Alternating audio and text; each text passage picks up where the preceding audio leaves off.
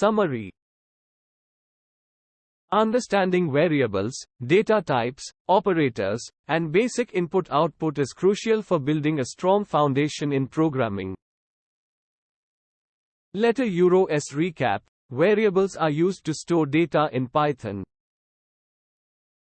They can hold different types of data such as numbers, strings, and booleans.